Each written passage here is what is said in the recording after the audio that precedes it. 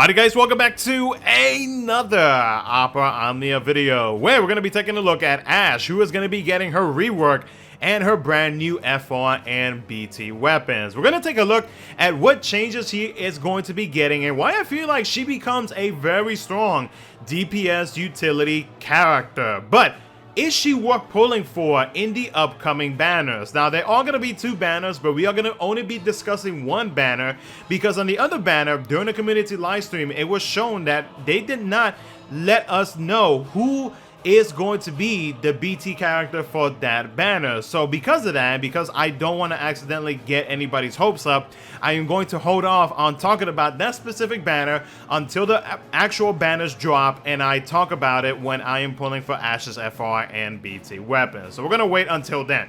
So do let me know down in the comment section below what your plans are going to be, if you are going to be pulling for Ashe's FR and or BT weapons, or if you're going to be skipping for another banner coming up. Let me know down in the comment section below. And of course, if you guys enjoyed the video, don't forget to like, subscribe, do all that good stuff. Let's go ahead and jump right into it. A big thank you to all of my YouTube members for further supporting the channel. I appreciate you guys greatly. If you ever thought about becoming a member and further supporting the channel, you can either click the first link in the description of this video or hit the join button below for details on how to become a member. And a thank you ahead of time if you do decide to become one.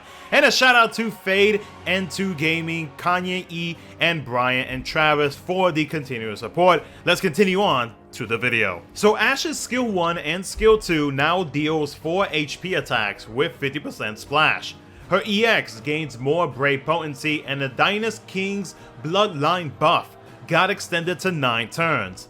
The follow-up attack now deals 4 HP attacks with 50% splash. Her EX buff adds a 20% HP damage up, and to herself, she will be getting True Thunder / Holy enchant, so that means it will combine with other elements.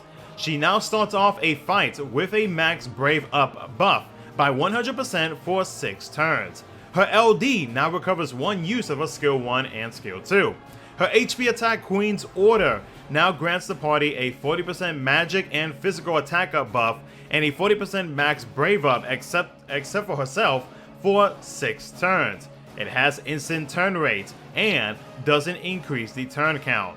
The Queen's Order buff now adds a 20% stolen max Brave overflow up, Brave and HP damage up, and grants fixed HP damage based on 10% of the HP damage cap.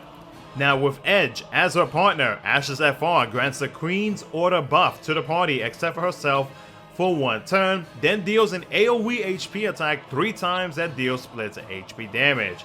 Now her FR conditions are as follows: a 20% increase whenever the teammate uses a Thunder ability, a 20% increase whenever the teammate uses a Holy ability, a 20% increase whenever the teammate has at least 4 buffs at the end of their turn. Now her BT deals an AoE HP attack 2 times that deals splits HP damage that grants her BT effect for 6 turns.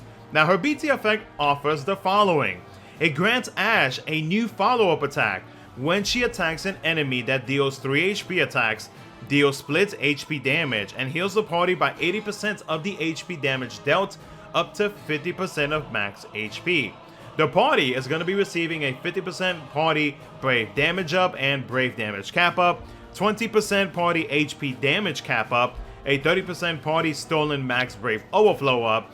The party converts 100% of excess HP heals to Brave, and then all enemies cannot grant any buffs nor gain Brave. So now let's talk about whether or not you should pull for Ashe. But we're going to start off with the side units for the one banner that we are talking about in this video. So with Setzer, he has that freeze ability. That freeze ability, or the debuff that he inflicts, can actually be pretty convenient and good to have. But you do have it available as a regular call ability for every single player. So like if anything, you can use it like that. But just in general, like that debuff is a very convenient debuff to have.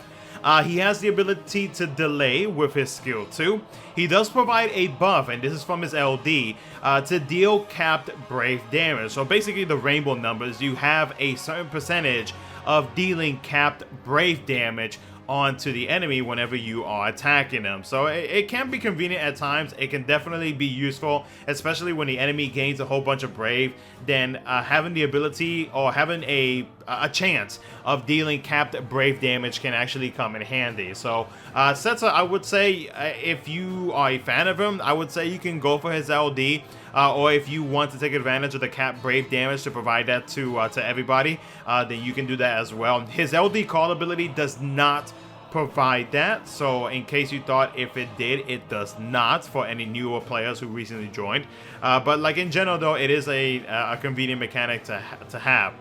With Kimari, he is pretty much a blue mage, so like with a blue mage, he does like 20 different things, right? But in this game, he does a couple things that I feel like should be noted. So he is able to inflict a debuff total blindness, which basically makes the enemy miss. He does provide some party auras with his LD buff. He also provides a buff to help reduce incoming HP damage. And then he also inflicts another debuff called Bad Breath, which has a built-in attack down, max brave down, and brave poison by 40% of own initial brave. And he does have the ability to heal and brave battery. So not a bad utility character in my opinion. I don't really think he's like necessary to pick up, but like he, you know, it's kind of like nice to have there as like an option for whatever reason it is that you would need to use Kimari. So I would say you could probably hold off on pulling for his kit. And finally with Ashe. Now like I mentioned at the beginning of the video, Ashe becomes a strong DPS / utility character. Utility because like with her BT effect, now it provides additional things that she will be able to provide for the party. When it comes to DPS, since she is going to be getting a follow-up with her BT effect, when you total the amount of HP attacks that she will be having with all her skills. If you take a look at her skill 1 and skill 2,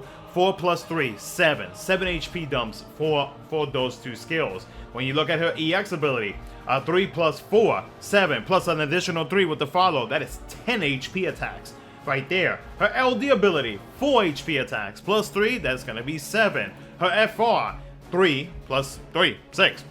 so you get where I'm coming from. Like she definitely has the HP attacks now with that BT effect. And speaking of that BT effect in my opinion is a very good BT effect, because not only is it granting her a follow-up attack to equal more damage, not only is it providing good party auras, but at the same time though, it is affecting the enemy in a negative way, which does not allow them to grant any buffs. So in a way, she has Vincent's BT effect. And then with the cannot gain brave effect, that is pretty much Kurasame's BT effect whenever he gets his BT in the future. So you have like a pretty strong BT effect because you have two different ways to affect the enemy in a negative way. And you're still supporting the party at the same time, which I do feel like is a very strong BT effect. Now, she is a Thunder and Holy Enchanter. When it comes to herself, though, it does provide true Thunder and Holy Enchant, but other than that, everybody else is just going to be getting the normal Thunder and Holy Enchant. If anything, like if you just want to grab her for the enchantment, then you can go up to most her LD, because her LD call ability is able to provide set enchantment.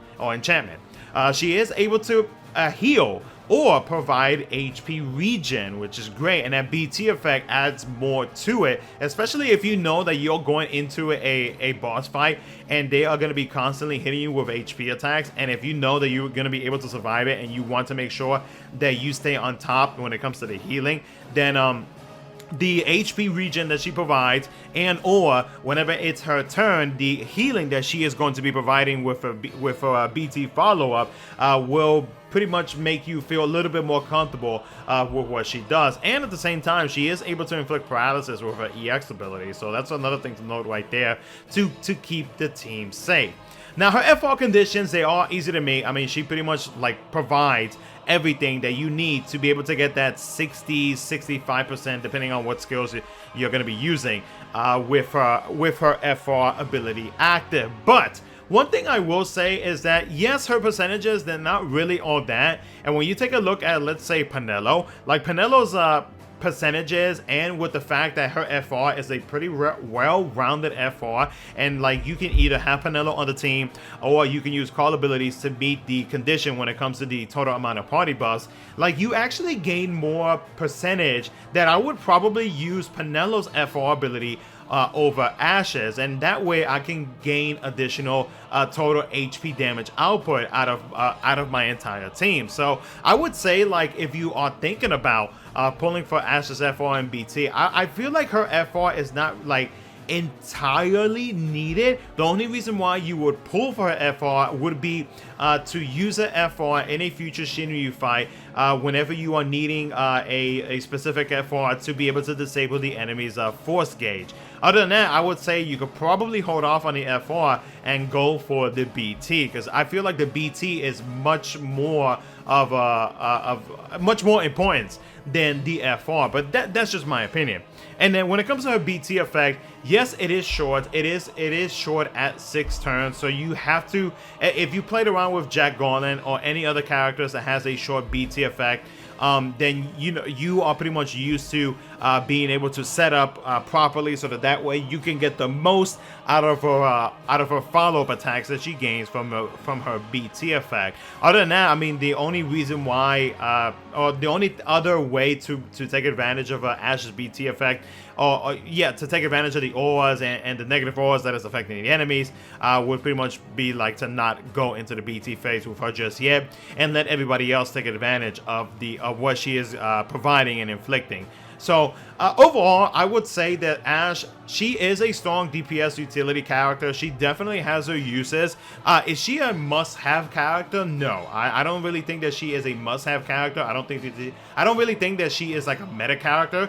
But she is a pretty good character for what she does, for the damage, the potential damage output that she can actually dish out to the enemies, and the different effects that she has, or the different utilities that she has within her kit. So if anything, if you are considering chasing for her BT, like I mentioned not too long ago, I would say go for the BT. If you have Penelo's FR, or if you have any other FR that is well-rounded, that pretty much like anybody is able to take advantage of, then I would say you could probably hold off for her from pulling for her FR, unless you want to have an FR with the ability to grant a buff for a future Shinryu fight where that specific type of FR is needed. So other than that though, guys, that's pretty much going to be it for the video. Let me know what you guys think down in the comments section below, and again, let me know what you are planning to do with the upcoming banners. And of course, if you guys enjoyed the video, don't forget to